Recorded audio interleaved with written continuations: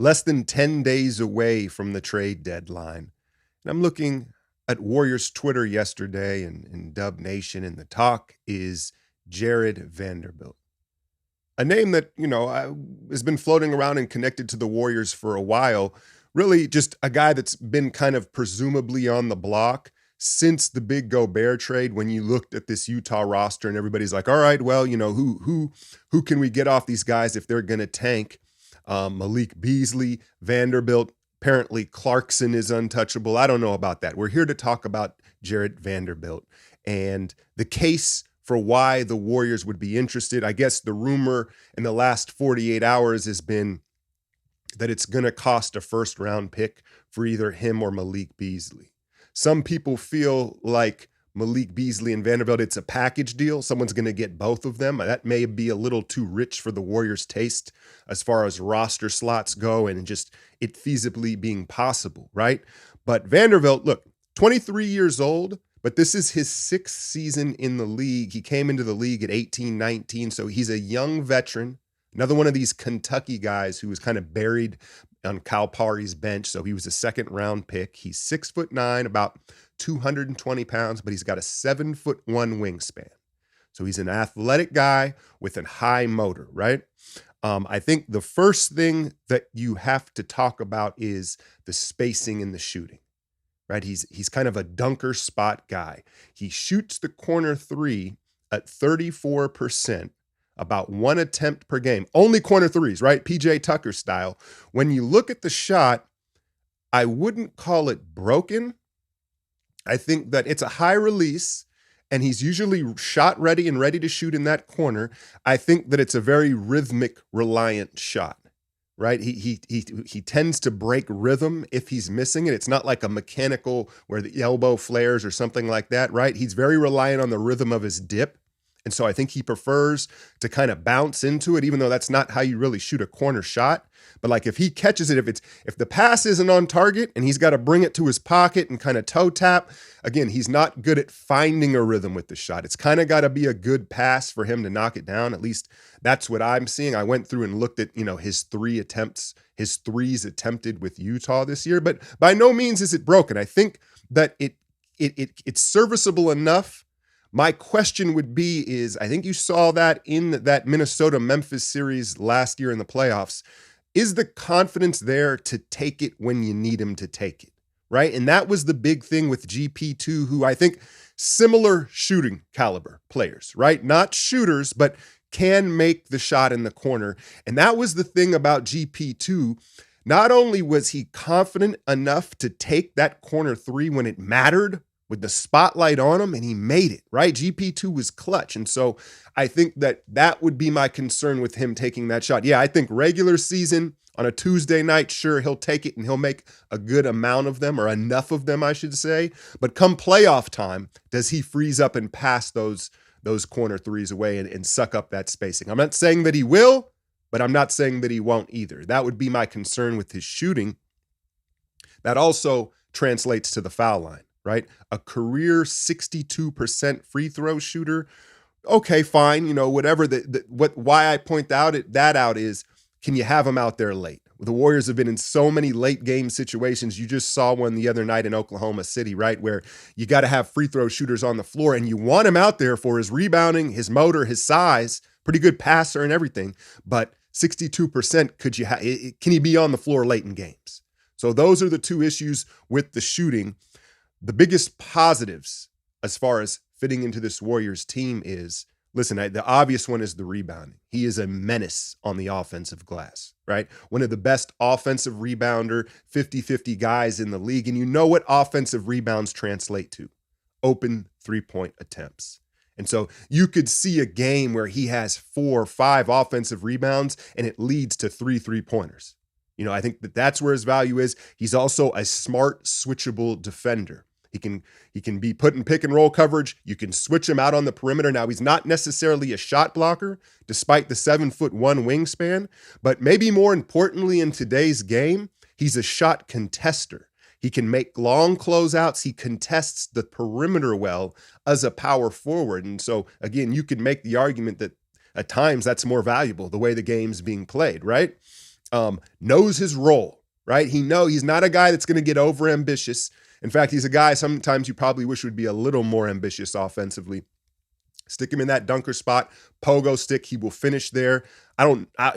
Lob threat, I don't know if I'd necessarily throw that out there, but he's fully capable of rolling and giving you a little bit of vertical spacing. But here's the deal, man. So I think in the regular season, yeah, he fits the bill. And then you also heard people kind of speculating, well, where does he fit into this rotation?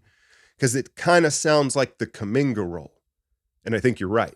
I think therein lies the issue. And then also you throw in Anthony Lamb, right? Because someone what generated this video was someone asking me how I felt about Vanderbilt in this rotation. And my response initially was, I wouldn't be surprised if internally the Warriors kind of felt like, well, we like Lamb just as much as Vanderbilt at the 4 spot. Not the rebounder, not the defender, but the shooter. He kind of has similar intangibles.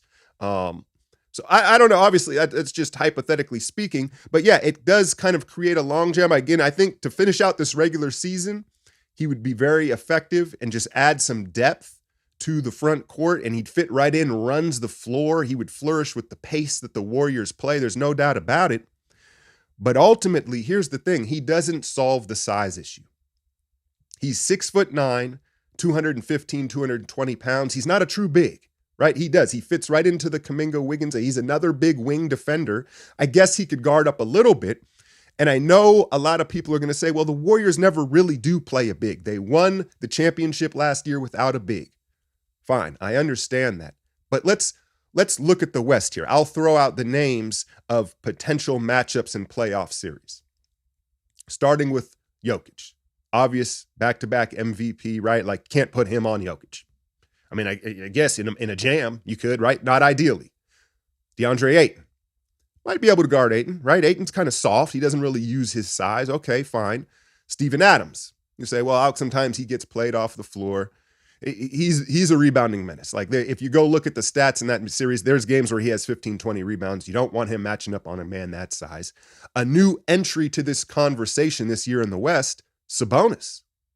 And Sabonis is one of the more physical bigs in the league. He's not a 7-footer, right, in size, but he plays like one in the sense of how physical he is and how strong he is with his back to the basket. Even Draymond has had trouble kind of just containing his physicality. So not a favorable matchup there, right? Are the Lakers going to creep in? Now you've got to add Anthony Davis to that conversation. Pelicans, Valanciunas, again, a guy too big. And then these Timberwolves, who knows what they're going to do and where they're going to end up. But there's 2 7-footers there that would be an issue where he couldn't match up. And so you see where I'm going here with this. I think that long-term and big picture, yes, he fits in. I think another positive is he is got one more year on a $4 million contract. He is a guy that potentially you could retain for the long term, right? Whereas, let's take Malik Beasley, his teammate now, you bring him in. He's probably not obtainable. The market for a third guard that shoots the 3 that prolifically, he's probably going to price himself out moving forward. Vanderbilt, he could fit in. He could be a long-term solution, but it's still not the solution to adding real rim protection and size for specific matchups. I'm not talking about a night-to-night basis, the regular season, but these playoff matchups, you know how they go and how the chess pieces move, and there are just too many centers in the league to show up in the playoffs without a true big man, in my opinion, right? And I didn't even go to the East. Let's say somehow small ball wins out, we get out of the West. Who are we going to guard Embiid with? Giannis. I'm thinking there's Bam. I guess Draymond can match up with Bam, but you see my point. And so, yes, I like Jarred Vanderbilt. And what would the cost be? I think a lottery protected first round pick would be a fair value trade. When you look at his age, he's still 23 years old. And if you were to be drafting, let's say with an 18th pick coming up here, and you got Jarred Vanderbilt, that'd be fair value, right? Moody could match the contract. But again, the Warriors, what will the market suggest? And is a team going to offer more in a combination deal with Beasley and somebody else, and then we miss out on it? So look, I'm not against the move.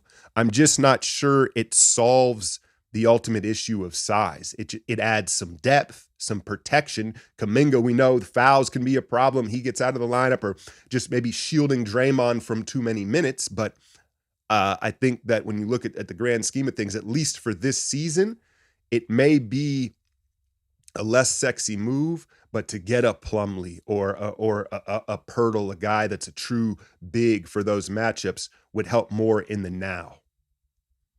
The other thing that I wanted to bring up was I was talking about Bob Myers the other day and his talent evaluation, and someone in the comments was like, "Nah, man, he's an elite talent evaluator," and he brought up some of the things that he'd done.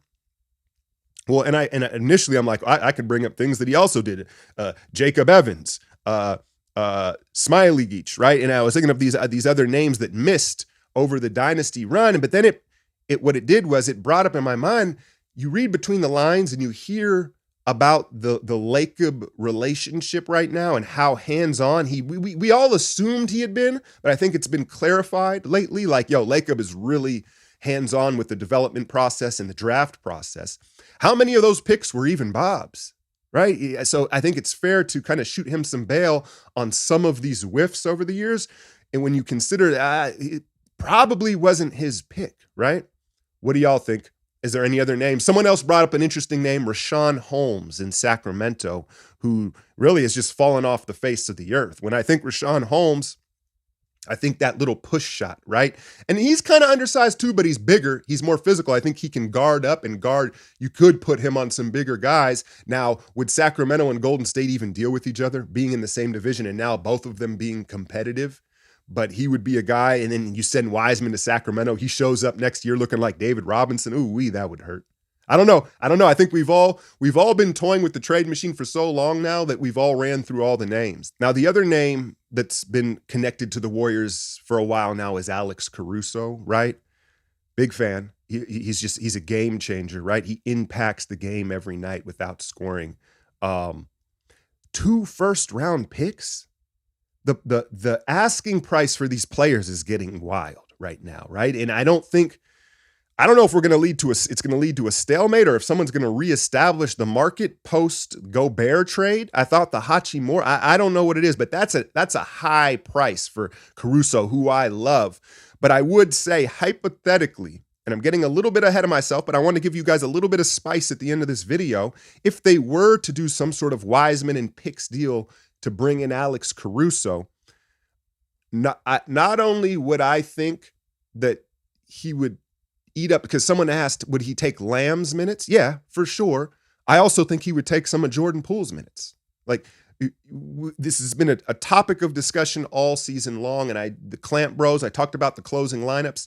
Caruso would automatically become another guy that you would assume. In fact, I would more than assume. I know Kerr wouldn't mind having he would put him in closing lineups. There would be nights where Caruso was in the closing lineup with the core 3, and then you can pick the 5th guy, but it probably wouldn't be Jordan Poole, right? He would eat some of Poole's minutes.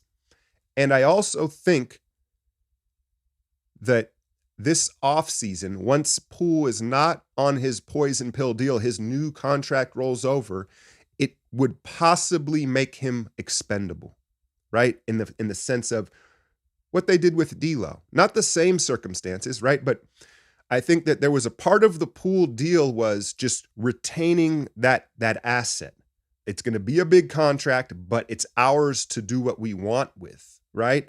And, hey, offseason comes up, or whoever it is, could he be moved to retain Caruso and DiVincenzo long term?